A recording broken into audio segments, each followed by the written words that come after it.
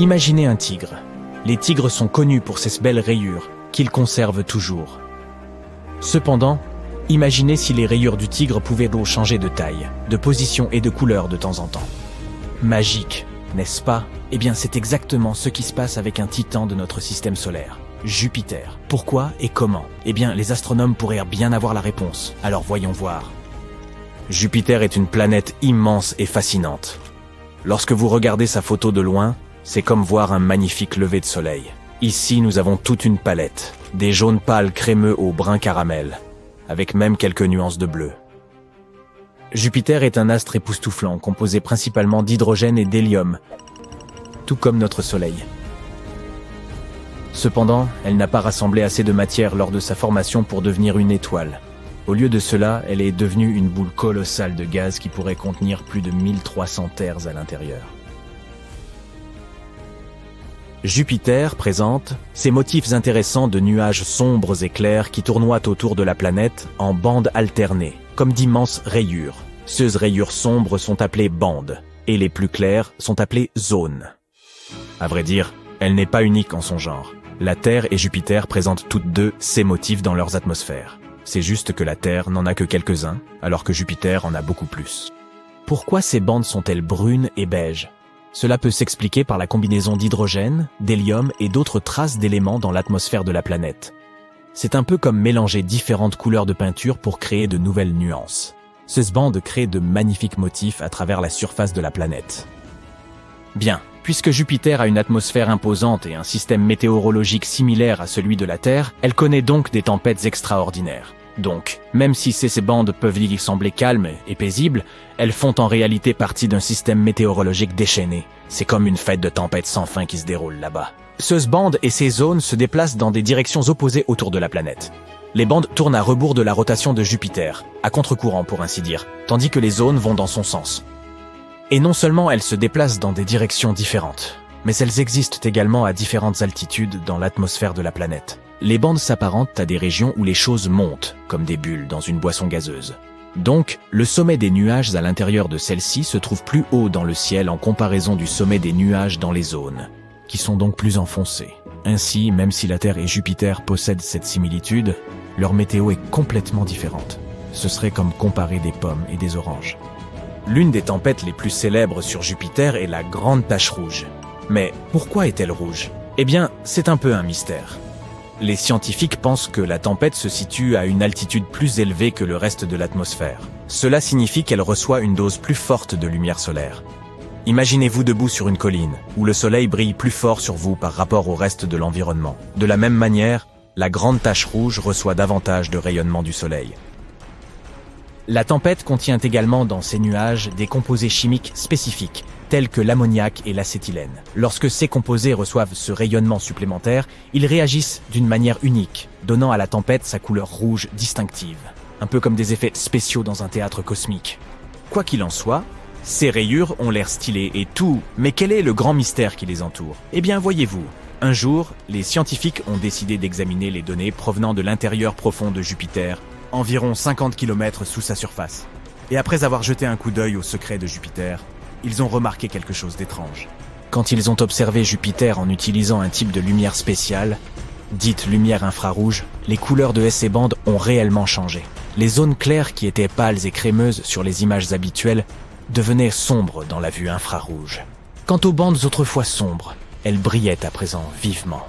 Cela suggère quelque chose d'intéressant. Les bandes sur Jupiter ont une couverture nuageuse plus mince que les zones. C'est comme si elles portaient des tenues transparentes, tandis que les zones avaient des nuages plus épais, comme des doudounes moelleuses. Ainsi, ce que nous percevons comme des bandes sombres dans les images ordinaires se révèle être lumineux dans l'infrarouge, laissant entendre que ces ceintures ont moins de matière nuageuse, bloquant la lumière. Mais voici la partie la plus étrange. Toutes les quelques années, quelque chose change. C'est comme si la météo sur Jupiter passait par des montagnes russes. La couleur des bandes peut changer, et parfois tout le modèle météorologique s'emballe pendant un moment. Les scientifiques restent perplexes et tentent de comprendre pourquoi cela se produit. Ils ont donc décidé d'utiliser la sonde spatiale baptisée Juno pour enquêter sur ce phénomène. Depuis 2016, Juno collecte beaucoup d'informations sur Jupiter, comme un espion collectant des indices. L'un des éléments que Juno étudie est le champ magnétique de Jupiter. Tout comme la Terre, Jupiter a un champ magnétique. C'est comme une bulle invisible qui entoure la planète, s'étendant jusqu'à l'espace. Ce champ magnétique est vraiment important car il protège la planète et tout ce qui s'y trouve. Il agit comme un bouclier contre les particules nocives de l'espace, comme celles provenant du Soleil. Mais Jupiter est bien plus grande que nous, donc son bouclier protecteur est beaucoup plus puissant. Les champs magnétiques sont générés par une chose appelée dynamo, qui agit comme un grand fluide conducteur tourbillonnant à l'intérieur de la planète. Ce fluide se déplace et tournoie, un peu comme une fête underground qui se passerait au plus profond de la planète. Ainsi, les scientifiques ont examiné les données collectées par Juno au fil des années et ont remarqué quelque chose d'intéressant. Le champ magnétique de Jupiter a ses propres petits mouvements, un peu comme lorsque vous voyez des vagues dans l'océan. Les scientifiques appellent ces mouvements des oscillations de torsion, qui est simplement une façon élégante de décrire des mouvements en forme de vagues. C'est comme si Jupiter faisait sa propre danse magnétique. Maintenant, imaginons que l'intérieur de Jupiter soit comme une énorme marmite de soupe en ébullition. Profondément à l'intérieur de Jupiter, il y a des courants lents qui transportent la chaleur vers le haut, à la manière d'un tapis roulant. Cette chaleur finit par atteindre la partie supérieure où nous voyons les nuages. Mais voici où les choses deviennent intéressantes. Imaginez que quelqu'un commence à remuer la soupe très rapidement, avec une cuillère. Ce mouvement magnétique ondulatoire, les oscillations de torsion, agissent exactement comme cette cuillère. Ils créent un trouble qui perturbe les courants lents. Eh bien, cette perturbation a un grand impact sur la météo de Jupiter. C'est comme augmenter la chaleur de votre gazinière et changer la façon dont cuit la soupe. Les schémas de montée et de descente des nuages, que nous appelons ascendance et subsidence, se mélangent tous, un tourbillon dans la soupe. Nos astucieux chercheurs ont également remarqué quelque chose de particulier près de l'équateur de Jupiter. Ils ont découvert un point concentré de magnétisme appelé la grande tache bleue. Et devinez quoi? Ce point ralentit, comme s'il prenait une pause dans son mouvement habituellement rapide. Cela suggère qu'un nouveau type de mouvement ondulatoire, une nouvelle danse, est sur le point de commencer. Donc, pour résumer, les scientifiques ont eu une idée intéressante. Ce mouvement magnétique ondulatoire, les oscillations de torsion, perturberaient les courants lents à l'intérieur de Jupiter, déréglant les motifs des nuages et provoquant des conditions météorologiques extrêmes. Et lorsqu'ils ont calculé le temps qu'il fallait à ces mouvements ondulatoires pour se produire, ils ont découvert qu'ils correspondaient aux mêmes périodes où les rayures de Jupiter changeaient. Ainsi, en termes simples, les chercheurs pensent que ces mouvements ondulatoires dans le champ magnétique de Jupiter provoquent des changements dans les rayures de la planète. Les pièces d'un puzzle se rassemblent. Les astronomes essaient toujours de comprendre pleinement pourquoi cela se produit, mais c'est un pas en avant excitant dans la compréhension des mystères de notre vaste univers. Mais il reste encore quelques mystères à résoudre. Pour trouver plus de réponses, les scientifiques doivent continuer à observer attentivement Jupiter à l'avenir. En observant comment les nuages changent, ils peuvent vérifier si leur théorie est correcte ou si elle doit être ajustée. De ces tempêtes massives à ces bandes colorées, Jupiter ne cesse de nous surprendre avec ses merveilles cosmiques.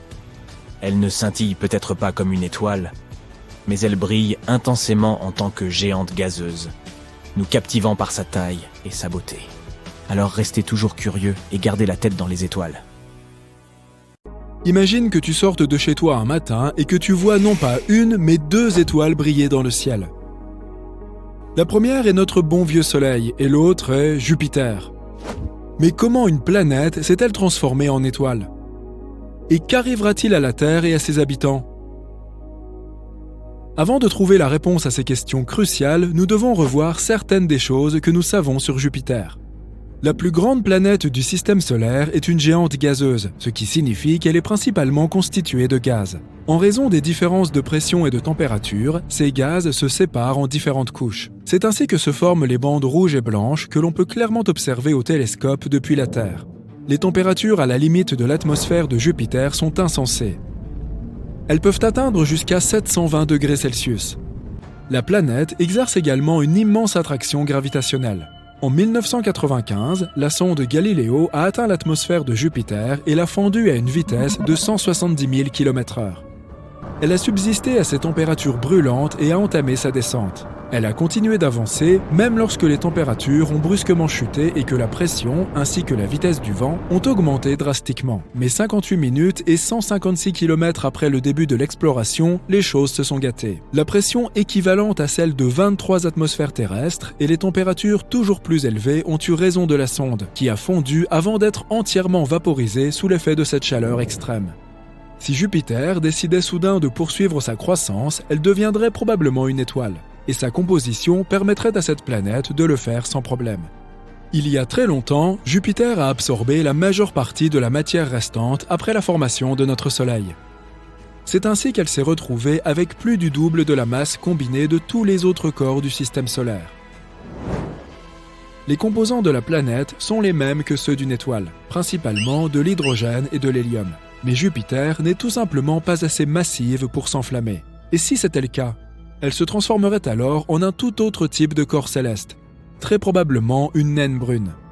Dans un tel scénario, elle aurait un effet mineur sur les orbites des planètes de notre système, car les naines brunes sont plus massives que les planètes, mais pas autant que les autres étoiles. Une naine brune a généralement une masse comprise entre 13 et 80 fois celle de Jupiter, et elle ne peut devenir une étoile que si la pression dans son noyau est suffisamment élevée pour déclencher une fusion nucléaire. Imaginons que ce soit le cas, et que Jupiter soit devenu une véritable étoile. Une naine rouge par exemple. Les naines rouges sont des étoiles dont la masse est comprise entre 7,5 et 50% de la masse de notre Soleil. Les naines rouges sont également plus chaudes que les naines brunes. Leur température peut atteindre les 3500 degrés. Notre Soleil, en comparaison, a une température de près de 5500 degrés. Cela signifie donc que la naine rouge nouvellement formée sera beaucoup moins lumineuse que ne l'est le Soleil. Par ailleurs, la naine rouge Jupiter pourrait empêcher les planètes internes de poursuivre leur orbite, car elle ne parviendrait plus à trouver un équilibre entre les forces gravitationnelles des deux étoiles. Les planètes se rapprocheraient soit du Soleil, soit de la naine rouge nouvellement formée. Si la Terre choisissait la première option, les températures folles de notre étoile principale éradiqueraient vraisemblablement tous les êtres vivants de la surface terrestre. Dans le second cas, nous serions probablement congelés, car Jupiter, en tant que naine rouge peu lumineuse, ne serait pas en mesure de nous réchauffer suffisamment. Mais il pourrait exister une autre option. Les planètes intérieures pourraient être carrément éjectées du système solaire. Si Jupiter était une étoile, elle augmenterait considérablement la quantité de radiation reçue par la surface de notre planète. Notre atmosphère devrait nous protéger à la fois des radiations provenant du Soleil et de celles de Jupiter. Les naines rouges sont notoirement actives.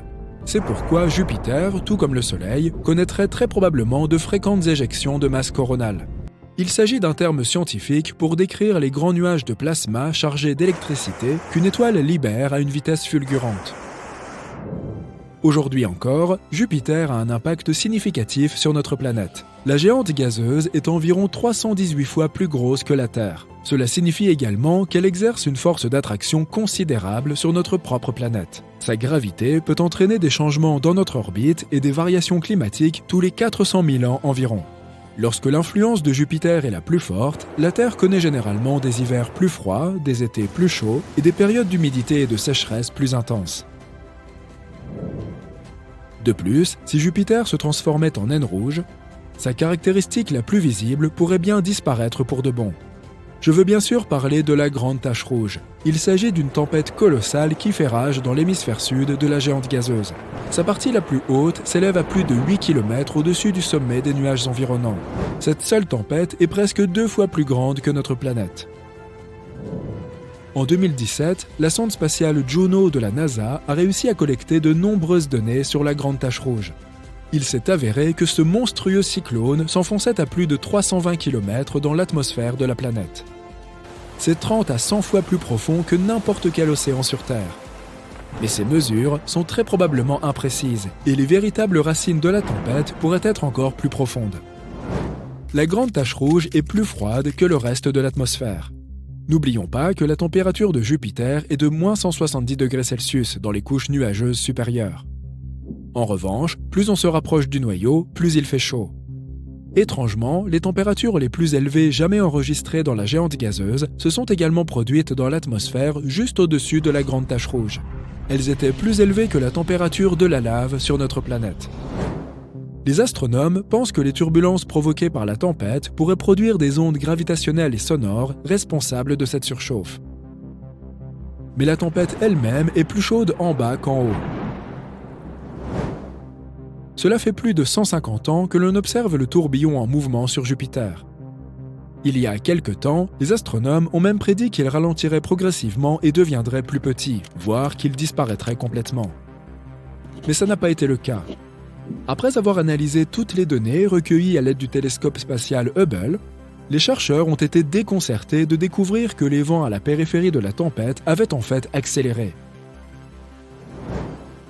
La vitesse du vent aux limites extérieures peut atteindre la vitesse stupéfiante de 640 km/h. C'est plus rapide que les tornades terrestres. En revanche, si tu te trouvais au centre de la grande tache rouge, tu ne serais pas si impressionné. Les vents y sont beaucoup moins forts. Et maintenant, on a un autre scénario pour toi.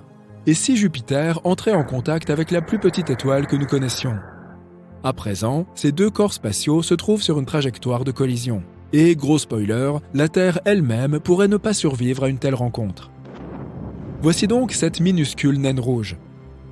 Elle a plus ou moins la taille de Saturne et sa gravité est environ 300 fois supérieure à celle de notre planète. Elle flotte normalement à quelques 600 années-lumière de la Terre, dans un système d'étoiles binaires. Mais aujourd'hui, pour une raison incongrue, elle a transgressé toutes les lois de l'univers et se précipite vers la plus grande géante gazeuse de notre système solaire. Bien que ce visiteur de l'espace soit plus petit que Jupiter, sa masse est bien plus importante. Et sa force gravitationnelle commence bientôt à attirer la géante gazeuse. La chaleur dégagée par la naine rouge, associée à sa puissante gravité, fait grossir Jupiter. L'atmosphère de la planète se met à gonfler parce que les gaz qui la composent se réchauffent et se dilatent. Enfin, l'atmosphère de Jupiter commence à s'échapper dans l'espace en direction du visiteur stellaire. Quelque temps plus tard, les gaz qui s'échappent forment un anneau brillant et chaud autour de la naine rouge. C'est une vue terrifiante. Comme si un trou noir, très lumineux, était apparu au beau milieu du système solaire. L'étoile continue de déchirer Jupiter, dévorant peu à peu la géante gazeuse.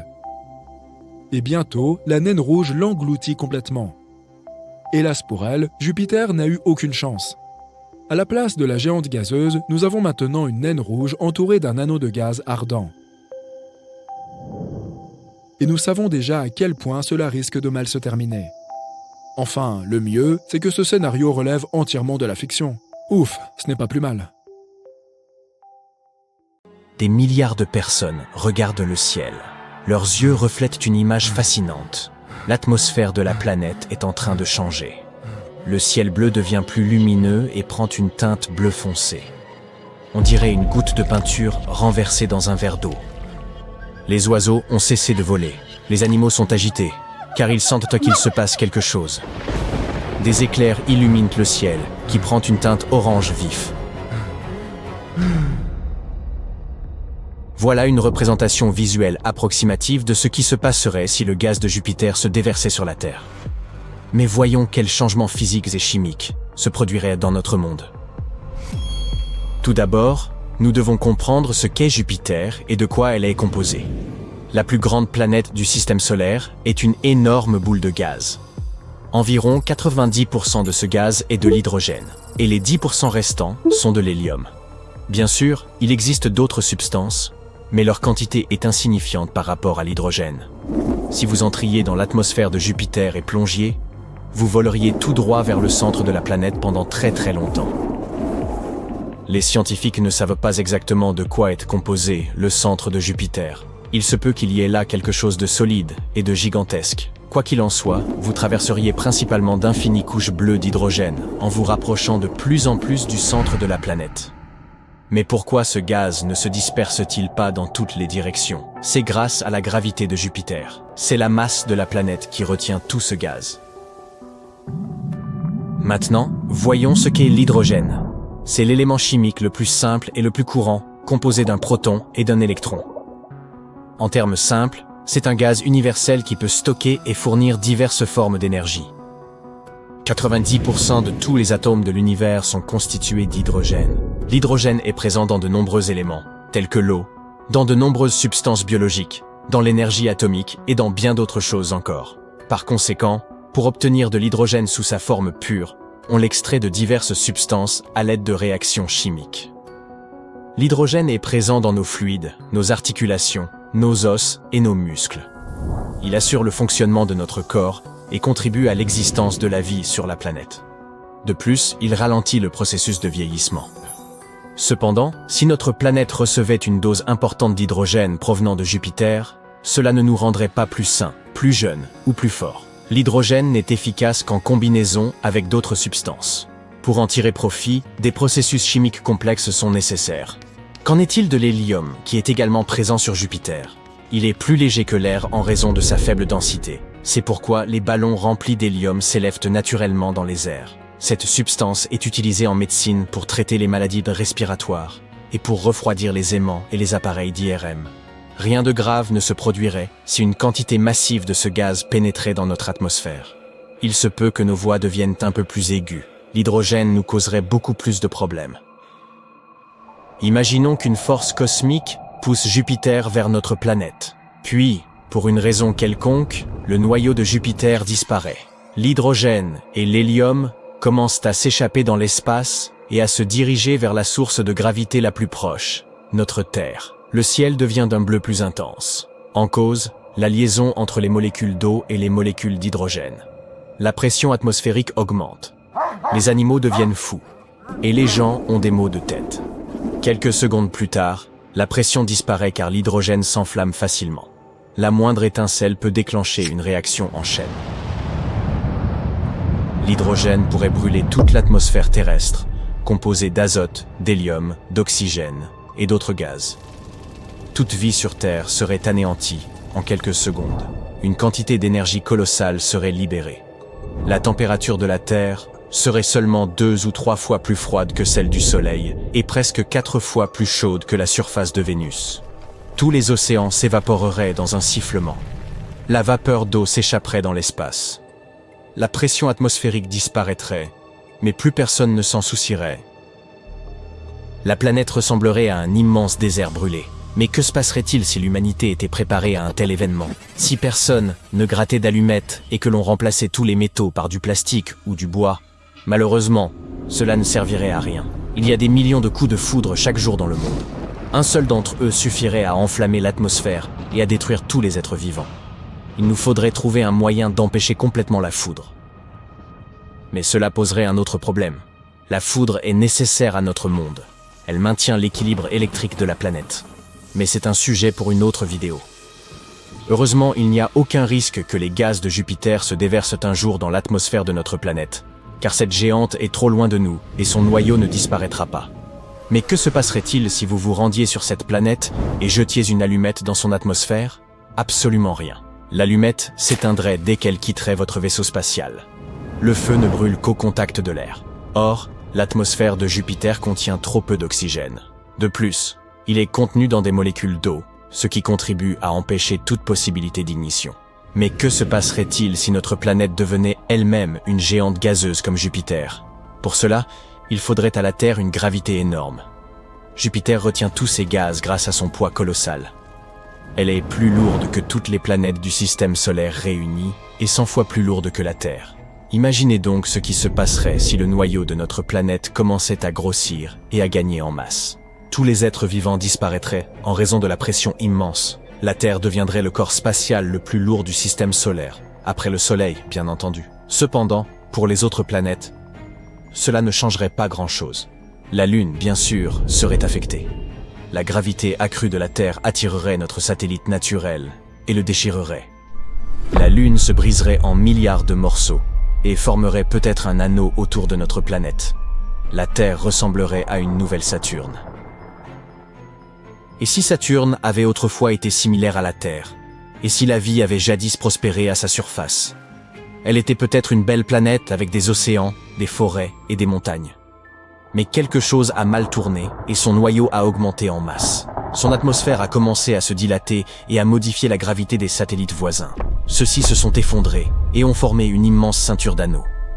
Maintenant, examinons les changements qui se produiraient si la Terre absorbait lentement les gaz de Jupiter. Imaginez que notre atmosphère se remplisse progressivement d'hydrogène. Dans ce cas, de nouvelles formes de vie apparaîtraient à la surface de la Terre, des microbes et des bactéries, par exemple. Parmi ces formes de vie, certaines pourraient ensuite se développer et évoluer. En quelques millénaires, le monde animal de notre planète serait méconnaissable. Nous assisterions peut-être à l'apparition de nouvelles espèces d'animaux, de microbes et d'insectes, et à la disparition des anciennes. Les conséquences seraient imprévisibles. Heureusement, cela n'arrivera pas. À l'heure actuelle, notre planète bénéficie d'une atmosphère idéale. Toutes les formes de vie de ce monde sont parfaitement adaptées à la quantité d'hydrogène dont nous disposons. À propos, selon une théorie, la Terre aurait été à l'origine le noyau d'une géante gazeuse. Il y a des milliards d'années, il se peut qu'elle se soit trouvée au cœur d'une telle géante, et proche de la limite du système solaire. Cette géante était peut-être plus éloignée encore que Jupiter et que Saturne. Cette planète inconnue a donc voyagé autour du Soleil, puis elle a commencé à se désagréger. À l'intérieur, il y a eu un effondrement causé par la gravité des planètes voisines. Le gaz s'est dissipé et notre Terre est sortie du nuage. Elle s'est ensuite rapprochée du Soleil et s'est placée sur l'orbite qui est la sienne aujourd'hui encore. Et si la même chose arrivait à Jupiter dans quelques milliards d'années? Par exemple, des centaines d'astéroïdes géants pourraient la frôler et déstabiliser son atmosphère. En tombant sur la planète, certains astéroïdes provoqueraient un puissant dégagement d'énergie. Jupiter commencerait alors à se désagréger et à changer de position dans le système solaire. Et alors, à travers les nuages d'hydrogène, nous verrions un noyau solide émerger. Il s'échapperait ensuite du nuage de gaz et s'approcherait de notre planète. La vie commencerait à s'y former, et les gens donneraient à cette planète le nom de Terre 2. On pourrait croire que la meilleure façon de se rendre sur une planète depuis la Terre est d'attendre patiemment qu'elle se rapproche le plus possible. Oui, la voilà, et de décoller à bord d'une fusée orientée vers elle. Super, salut maman, à plus tard. Mais pourquoi cette méthode n'a-t-elle pas fonctionné?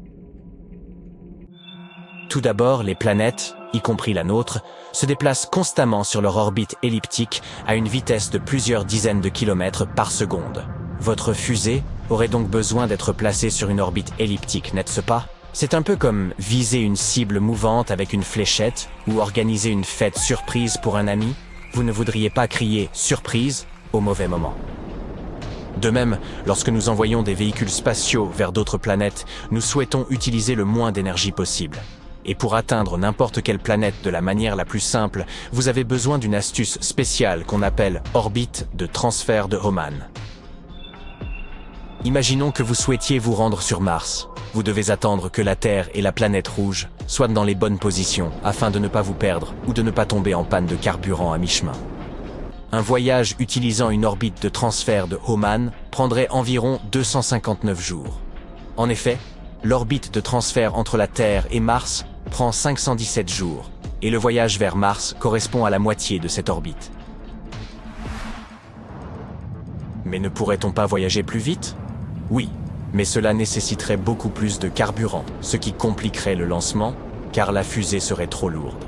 En fait, ce serait un peu comme un chien qui se mord la queue. Si vous pouviez voyager à la vitesse de la lumière, le voyage vous prendrait 12,5 minutes. De plus, lorsque votre fusée atteint enfin l'autre planète, elle doit encore ralentir pour se mettre en orbite autour d'elle ou pour atterrir à sa surface. Cela signifie qu'elle utilisera encore plus d'énergie, même s'il y a des moyens d'en économiser un peu, par exemple en utilisant des parachutes ou le dispositif de freinage aérodynamique. C'est un peu comme si vous faisiez du skateboard et que vous deviez vous arrêter. Vous ne vous écraseriez pas contre un mur, vous utiliseriez votre pied ou quelque chose d'autre pour ralentir progressivement. Voyager vers Vénus est un peu plus rapide. Il vous faudrait environ 146 jours. Ce n'est pas si mal, mais le problème, c'est qu'il vous faudrait attendre environ 2 ans avant de revenir sur Terre. En effet, les planètes doivent se réaligner correctement pour que le vaisseau spatial puisse rejoindre l'orbite de la Terre. Au total, un voyage aller-retour vers Vénus prendrait donc environ 2 ans et 1 mois, temps d'attente compris. Et ce temps d'attente ne serait pas très agréable, étant donné qu'il s'agit de la planète la plus chaude de notre système solaire. Supposons que vous souhaitiez vous rendre sur Jupiter. Combien de temps cela prendra-t-il? Cela dépend de beaucoup de choses, notamment de sa position.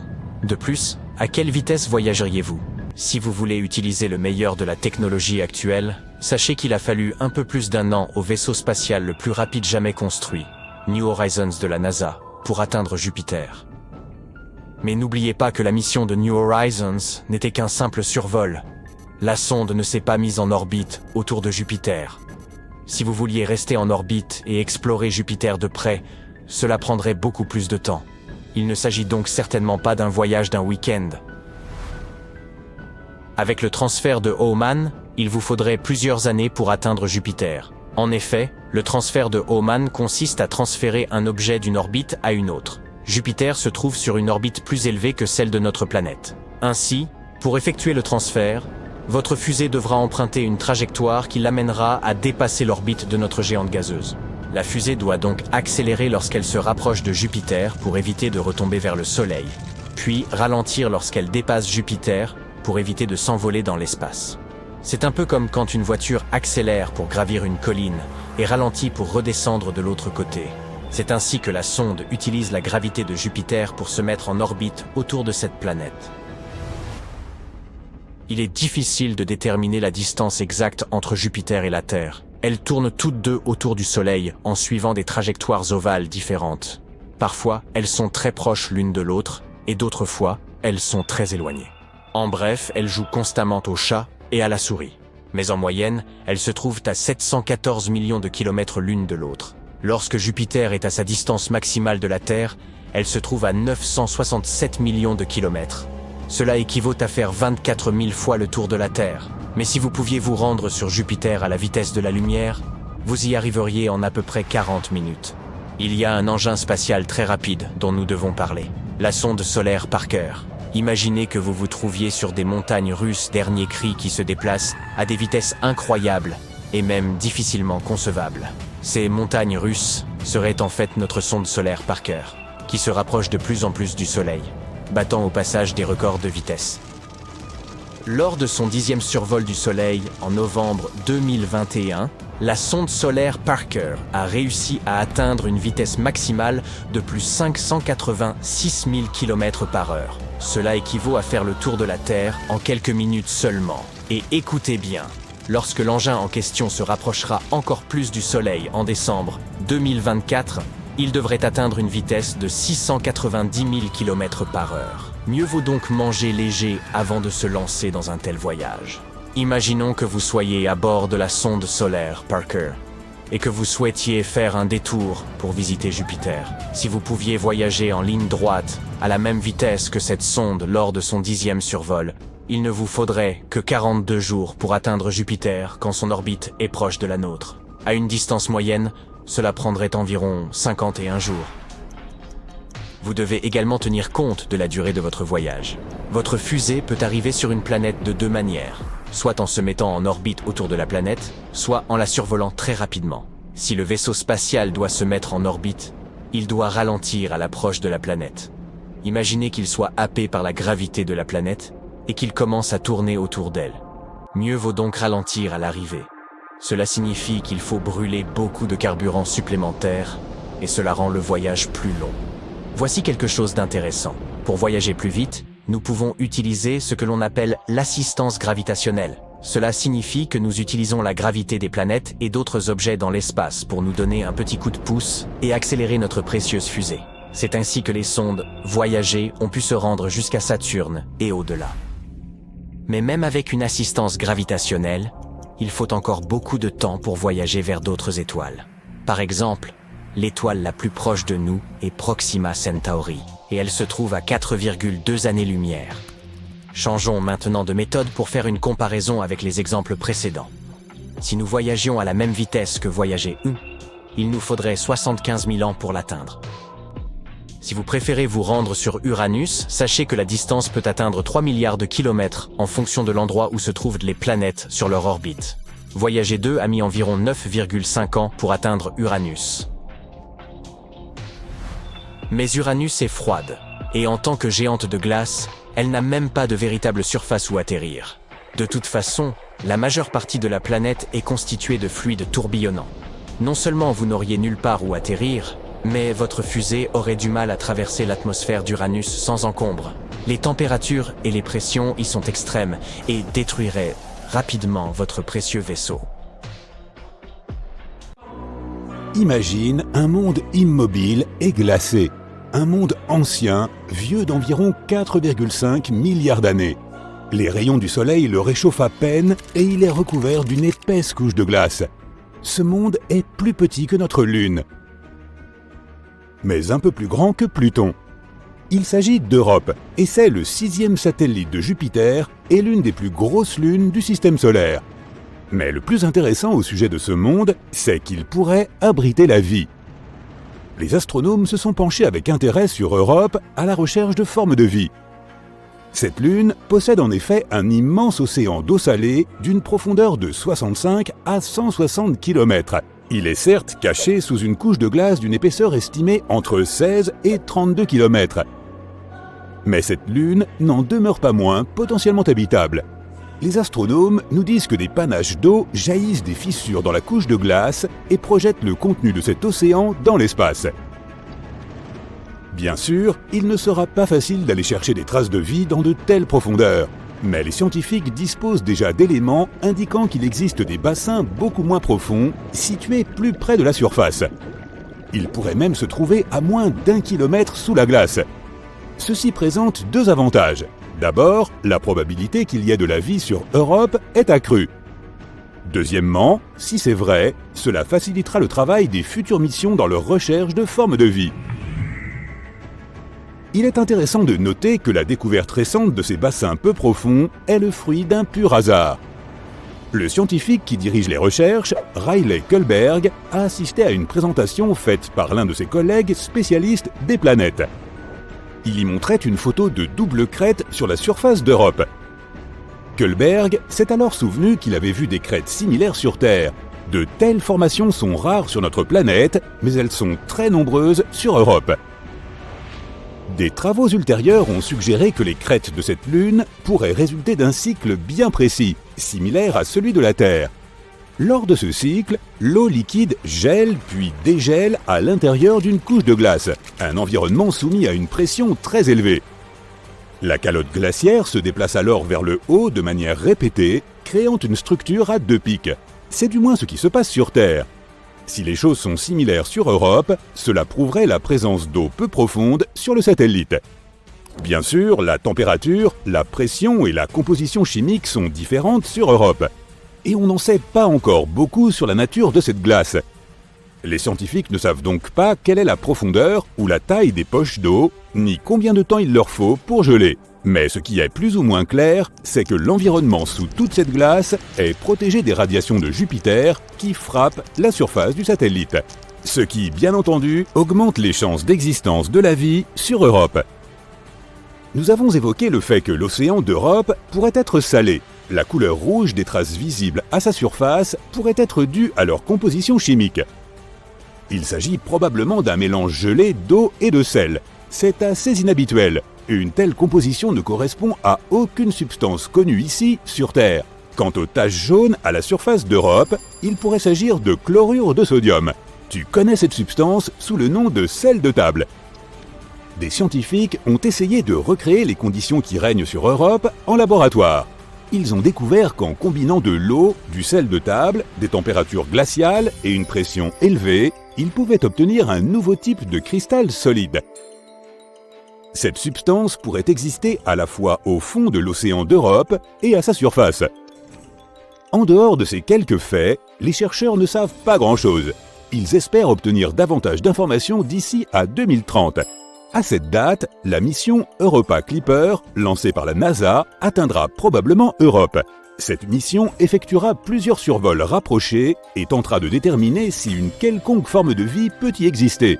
La mission JUICE, ou Jupiter Icy Moons Explorer, de l'Agence spatiale européenne, se rendra également sur Europe dans les prochaines années. Mais Europe n'est pas le seul endroit du système solaire susceptible d'abriter la vie. En 2003, Mars Express, une sonde lancée par l'Agence spatiale européenne, a découvert du méthane dans l'atmosphère de Mars. Sur notre planète, la majeure partie de ce gaz est produite par des créatures vivantes, par exemple par le bétail lorsqu'il digère ses aliments. Mais les scientifiques pensent que le méthane est resté stable dans l'atmosphère martienne pendant environ 300 ans. En 2006, il a presque entièrement disparu de la planète rouge. Et cela s'est produit 600 fois plus vite que ne le prévoyaient les modèles des chercheurs. La question est donc de savoir ce qui a généré ce gaz et où il est parti. Un autre mystère martien concerne les microbes qui pourraient dormir sous la surface. Ils pourraient avoir été protégés des radiations pendant des millions d'années. Des scientifiques ont simulé les conditions martiennes en laboratoire pour vérifier si c'était possible. Et ils ont eu la surprise de constater que des bactéries pouvaient facilement survivre dans de telles conditions pendant 280 millions d'années. Cela signifie que si la vie a existé sur Mars, nous pourrions en trouver la preuve dans ses profondeurs en forant le sol de la planète. À l'heure actuelle, l'eau ne coule pas sur Mars et les cellules et les spores se dessécheraient tout simplement. De plus, la température de la surface est similaire à celle de la glace sèche. En d'autres termes, la planète est profondément gelée. Pourtant, il pourrait exister 6 types de bactéries et de champignons sous le sol de Mars. La plus probable d'entre elles est surnommée bactérie Conan, car elle est très résistante. L'avenir nous en dira plus. Passons maintenant à Vénus. En 2020, des scientifiques ont annoncé que dans l'atmosphère toxique de Vénus, quelque chose semblait indiquer la présence de la vie. Hélas, les scientifiques ne disposaient d'aucune preuve, car ils n'avaient pas la possibilité de collecter des spécimens de microbes ni de prendre des photos. Mais ils ont affirmé avoir découvert une substance chimique appelée phosphine, et ce fut un événement important. Si ce n'était pas un élément encore inconnu qui produisait ce gaz, il pouvait s'agir d'une forme de vie microbienne. La phosphine est composée de 3 atomes d'hydrogène et d'un atome de phosphore. Ce gaz est toxique pour toute forme de vie dépendant de l'oxygène, par exemple pour l'homme. Sur notre planète, la phosphine se trouve dans des endroits où il n'y a pas ou peu d'oxygène, comme dans les marécages. Ce gaz est produit par des mélanges de bactéries. Il peut également être produit de manière industrielle.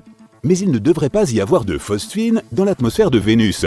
Ce gaz a besoin d'une pression et de température bien précises, ainsi que d'immenses quantités d'hydrogène. Il ne serait pas étonnant d'en trouver sur Saturne ou Jupiter, les fameuses géantes gazeuses. Mais sur Vénus, c'est très inattendu. Il est impossible que la phosphine soit produite naturellement sur cette planète. De minuscules quantités peuvent être créées lors d'éruptions volcaniques, d'orages ou lorsque des minéraux sont projetés ou que des météorites pénètrent dans l'atmosphère. Mais les scientifiques ont cru en avoir observé des quantités très importantes. Cela aurait dû éveiller leurs soupçons, mais ils étaient trop heureux de leur découverte. Selon eux, cela pouvait donc signifier qu'il y avait de la vie sur Vénus. Mais même si ce gaz a été créé par des organismes, une question demeure. Comment ont-ils survécu sur cette planète ? Sur la nôtre, certains microbes peuvent vivre dans des environnements dont l'acidité atteint 5%, mais pas plus. Or, sur Vénus, les nuages sont presque entièrement constitués d'acide, avec plus de 90% d'acide sulfurique. L'atmosphère de cette planète est également 50 fois plus sèche que l'endroit le plus sec de notre planète. En 2022, grâce à des télescopes à très haute résolution, on a pu déterminer qu'il n'y avait pas de phosphine dans l'atmosphère de Vénus. Et s'il y en avait, ce n'était qu'une très petite quantité. Nous devons donc continuer à chercher des traces de vie dans des régions encore plus éloignées. Le mont Everest est le rêve de tout alpiniste. Chaque fois qu'un alpiniste conquiert un nouveau sommet, il se dit « Quelle est la hauteur de ce sommet par rapport au reste du monde ?» En tant qu'êtres humains, l'idée de grimper toujours plus haut nous fascine. Et quelle est la hauteur de l'endroit le plus élevé sur Terre ? Un peu plus de 8,48 mètres. 8,48, 86 pour être exact. Mais le plus étonnant, c'est que le mont Everest n'est pas le sommet le plus haut de la planète. Je vais aussi te parler de la plus haute montagne de notre système solaire. À côté d'elle, notre mont Everest est minuscule. Mais tout d'abord, établissons quelques bases. L'altitude est la distance verticale entre le niveau de la mer et n'importe quel point sur Terre. Tout le monde peut facilement la mesurer à l'aide d'un petit appareil très pratique appelé altimètre. À New York, tu te trouves à 10 mètres au-dessus du niveau de la mer. C'est logique, la ville est située sur la côte atlantique. De l'autre côté, littéralement, se trouve Leadville, dans le Colorado. J'y suis allé. Cette localité se trouve à plus de 3000 mètres d'altitude. Cela en fait la ville la plus élevée des États-Unis. C'est un endroit à couper le souffle. Tu peux t'attendre à ce que ses habitants soient un peu essoufflés. En ce qui concerne l'altitude, l'Everest est donc le point le plus haut. Mais il s'agit d'une échelle humaine. Prenons maintenant un immense mètre ruban et mesurons la hauteur des montagnes. Celle-ci n'est pas déterminée à partir du niveau de la mer, mais à partir de la base de la montagne. Soudain, notre mont Everest n'est plus si impressionnant. Il est difficile de savoir où se trouve la base d'une montagne. Notre calcul ne peut donc pas être très précis. Mais le record revient au Mauna Loa, à Hawaï. Désolé. Mont Everest, tu n'as droit qu'à un prix de consolation. Cette montagne hawaïenne n'est pas vraiment une montagne. C'est un volcan, et un volcan actif. Sa base se trouve sous les vagues de l'océan Pacifique. Hauteur totale du Mauna Loa, un peu plus de 9000 mètres. Mais notre champion fait plutôt triste figure dans le système solaire. Il réussit à peine à se hisser parmi les 10 premiers. Le numéro 9 est le Maxwell Montes, sur Vénus. Il s'élève à 1000 mètres. Il s'agit d'une grande chaîne longue de 850 km, plus longue que le Grand Canyon. Les scientifiques l'ont découverte dans les années 1960 et l'ont baptisée d'après le célèbre physicien britannique James Clerk Maxwell. Maxwell Montes est le point le plus brillant de Vénus. On pense que c'est parce qu'il est très riche en fer. À la 8e place se trouve l'Elysium Mons. Ce volcan est situé dans une région de Mars parsemée de pics impressionnants. Un gros poisson dans un petit étang, pourrait-on dire. Sa hauteur est proche de la hauteur maximale atteinte par les avions de ligne sur Terre. Un orbiteur a découvert Elysium Mons en 1972. Mais il y avait une chose étrange à propos de ce volcan. Il n'y avait pas de coulée de lave visible sur ses flancs. Probablement un endroit sûr où construire sa maison. Si tu décides de rester sur Mars, il faut que tu découvres un autre volcan, Pavonis Mons. Il dépasse l'Elysium Mons d'environ 1500 mètres. Traduit du latin, son nom signifie « mont du pont ». Mais qui a nommé ces montagnes? Les paons vivent dans les climats chauds, pas sur les glaciers. Oui, tu as bien entendu. Il y avait autrefois des glaciers sur Pavonis Mons. Certains scientifiques affirment même qu'il y en a encore aujourd'hui. Et de quoi sont faits les glaciers? C'est exact, d'eau. La planète rouge a bien quelques similitudes avec la Terre. Il y a également des glaciers sur Arsia Mons. Il s'agit du deuxième volcan le plus haut de Mars. Nous arriverons bientôt au premier, ne t'inquiète pas. Quelle est la hauteur d'Arsia Mons? Imagine la longueur de l'Indianapolis Motor Speedway et multiplie-la par 4. Mais tu ne voudrais pas conduire près de cette montagne. On y trouve un phénomène météorologique très bizarre. Chaque année, un nuage de poussière se forme sur ces pentes. Et il ne s'agit pas d'une simple tempête de sable. Ce nuage s'étend sur plus de 960 km. Tu en as un peu marre de Mars? Allons sur Jupiter. Hélas, on n'y trouve pas de montagne, car il s'agit d'une géante gazeuse. Mais l'une de ces lunes, Io, possède des sommets assez impressionnants. Ils sont tous reliés par un plateau, une espèce de terrain surélevé. Le plus haut sommet porte un nom simple, Sud. Il est plus haut que la plupart des volcans martiens, mais il présente une caractéristique étrange. L'une des pentes de cette montagne forme un angle de 40 degrés, pas le genre d'endroit où conduire sa voiture. Cette pente est si raide qu'on pense qu'elle est le résultat d'un glissement de terrain. Ben oui, quoi d'autre? Revenons sur Mars, cette planète possède de nombreux sommets. En 4e position, nous avons Ascraeus Mons. Là encore, il ne s'agit pas d'un volcan. À elle seule, sa caldeira a une profondeur de 3400 mètres, soit un énorme trou béant à son sommet. L'engin qui a découvert Elysium Mons a également trouvé cette formation. C'était le volcan sans aucune coulée de lave. Tu te souviens? En 1971, Mariner 9 a pris une photo de Mars pendant une tempête de sable. Il y avait une tache sur la photo. Les scientifiques n'ont pas été très créatifs et l'ont baptisée la tache nord. Une fois la poussière retombée, ils ont réalisé qu'il s'agissait d'une montagne. C'est ainsi qu'Ascraeus Mons a reçu son nom 2 ans plus tard. Tu sais, cette planète avec un anneau tout autour, comme ma baignoire? Oui, Saturne.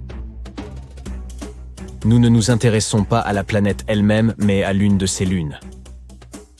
C'est là que vit le médaillé de bronze des Jeux Olympiques de la plus haute montagne. En fait, il ne s'agit pas d'une seule montagne, mais d'une crête dont les sommets dépassent largement les 1000-9000 mètres.